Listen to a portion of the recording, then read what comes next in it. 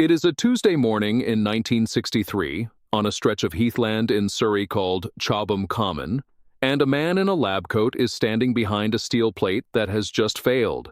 The plate is scarred. Molten metal has punched clean through it, in the shape of a jet no wider than a pencil. Behind the plate, a block of instrumentation has been vaporized. The engineer writes a number in a notebook, and the number is worse than yesterday's. He does not know it yet, but the answer to his problem is not going to be a better metal. It is going to be a rock. This is not the story of a British tank surviving a Soviet shell. This is the story of the British Army quietly admitting that steel, the material every tank on Earth had trusted for 50 years, had run out of road, and choosing instead to bet the next 4 decades of armored warfare on ceramic, ancient pottery science reborn as a battlefield secret so tightly guarded, it would take NATO governments the better part of a decade just to admit it existed. The external threat was obvious. Shaped charge warheads, heat rounds, had learned to spit a jet of molten copper fast enough to cut through 500 millimeters of solid rolled steel in microseconds. No amount of extra steel plate would fix that. Piling on more metal only made the tank heavier, slower, and just as dead. But the real fight wasn't against the warhead. The real fight was against belief. Belief inside the British military establishment that steel was armor, full stop, and that anything else was a gimmick. Belief inside NATO that the Soviets were years ahead and closing. Belief, inside the tank corps itself, that survival was a numbers game you could not actually win. You could only lose more slowly. 3 men, 3 separate failures. 3 different labs across Britain, each one convinced they'd found nothing. Then one of them tried something strange. He layered a ceramic tile between 2 plates of steel and fiberglass resin, almost as an afterthought, almost as a joke. A compromise material nobody expected to matter. He fired the same shaped charge at it that had gone through solid steel like paper. The jet hit the ceramic, and the ceramic did something steel never could. It didn't bend. It didn't deform and absorb the blow the way ductile metal does. It shattered, deliberately, violently, into a spray of hard fragments that broke the coherent metal jet into a useless, dispersing cloud before it ever reached the crew compartment. The engineers had spent a decade trying to make armor tougher. The answer was to make it brittle, on purpose, in exactly the right way.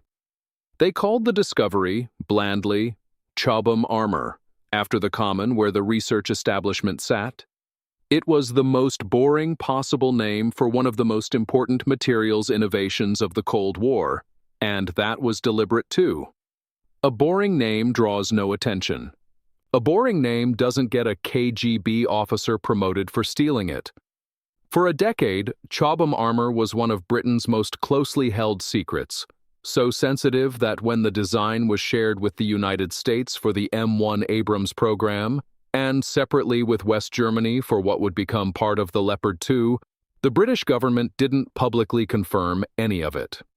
Photographs of the new Chieftain and Challenger tanks showed strange, angular, bulging armor packages on the turret front, and Western analysts spent years guessing at what was inside.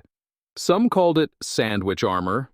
Some assumed it was simply thicker steel, oddly shaped.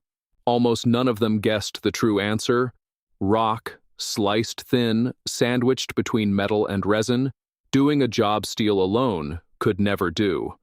The Soviets, for their part, spent the better part of the 1970s trying to reverse engineer a material they couldn't even confirm existed. Here is the small detail that mattered more than any strategy memo. A single ceramic tile, roughly the size of a hardback book, cost the British taxpayer a fraction of what an equivalent thickness of hardened steel plate cost to cast and machine, and weighed less than half as much. Multiply that tile by the hundreds needed to armor a single turret, and you don't just get better protection, you get a tank that can still move. Weight was the quiet war inside the war. Every kilogram of extra steel a tank carried came directly out of its speed, its fuel range, its ability to cross a bridge without collapsing it. The generals wanted invulnerability. The ceramic gave them something better, protection that didn't cost them mobility to get it. By 1983, the first Challenger 1 tanks rolled off the production line with this Chobham-derived composite armor across the turret front and glacis. And for export customers, the same protection scheme was quietly rebranded under a second code name, Dorchester. Same idea, same ceramic principle. Different name so that even Allied nations buying the tank couldn't be entirely certain what they were buying. Then came February 1991, and the Iraqi desert, and the number that made the entire secret worth it.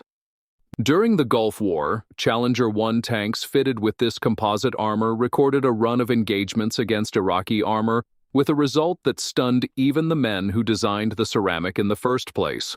Not a single confirmed Challenger loss to enemy fire in the entire ground campaign. One tank, hit directly by enemy rounds during the fighting, kept moving. The crew inside walked away. A rock, cut into tiles, had done what 50 years of steel innovation could not. But this is where the story almost turns. Because winning a war does not mean the material has won for good. By the late 1990s, a new generation of anti-tank weapons had arrived, tandem charge warheads designed specifically to defeat composite ceramic armor by firing two shaped charges in sequence, the first to clear reactive armor or crack the ceramic, the second to finish the job through the damage the first one caused. Top attack munitions learned to come down from above, where armor was traditionally thinnest, and explosively formed penetrators threatened to punch through composite packages that had seemed untouchable a decade earlier. For a moment, in defense ministries across NATO, the confidence cracked. The material that had made Britain's tanks nearly unkillable in 1991 looked, by the early 2000s, like it might already be obsolete. Some analysts argued for scrapping heavy composite altogether in favor of reactive explosive tiles bolted onto the outside of the hull, a cheaper, faster fix, but one that put explosives inches from the crew.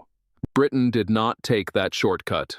Instead, the Defense Science and Technology Laboratory went back to the ceramic itself, not to replace the idea, but to push it further than anyone had in 40 years. The material science behind hard ceramic armor has always come from a global conversation, not a single national workshop.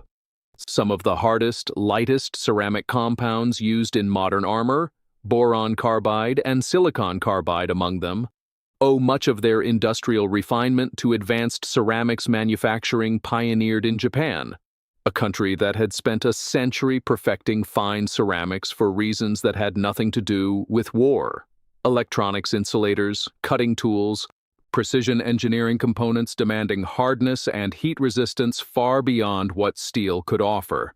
The same obsessive material purity that let a Japanese ceramics firm manufacture a flawless insulator for a microchip turned out to be exactly the quality control an armor designer needed to manufacture a tile that would not crack in the wrong place, at the wrong moment, in front of a live warhead.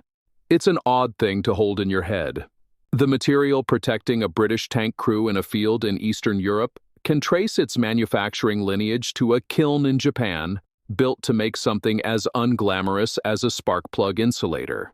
That is the material now sitting inside Challenger 3.